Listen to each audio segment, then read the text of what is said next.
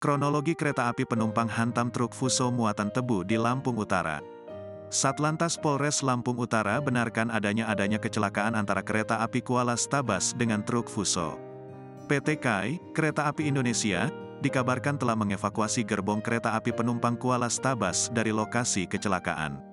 Adapun kecelakaan kereta api penumpang dengan truk Fuso di Lampung Utara terjadi sekitar pukul 15.10 waktu Indonesia Barat, Selasa, tanggal 18 Juli tahun 2023. Kami mendapatkan informasi adanya laka lantas antara mobil muatan tebu dengan kereta penumpang, ujar Kasat Lantas Polres Lampung Utara Ibtu Joni Charter saat diwawancara di lokasi, Selasa, tanggal 18 Juli tahun 2023. Ia mengatakan kejadian berawal ketika mobil truk Fuso akan melintas di rel kereta api.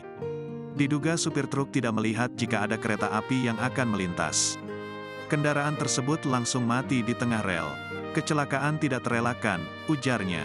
Masinis kereta api Kuala Stabas sudah membunyikan klakson sebagai tanda akan lewat. Untuk kecelakaan itu, tidak ada korban jiwa, hanya saja supir truk mengalami luka lecet. Sedangkan penumpang kereta api semuanya selamat. Kereta api penumpang Kuala Stabas ini melaju dari arah Tanjung Karang menuju Martapura. Petugas evakuasi dari PT KAI diturunkan sebanyak sekitar 40 orang. Tampak tebu yang diangkut berserakan di pinggir rel kereta api.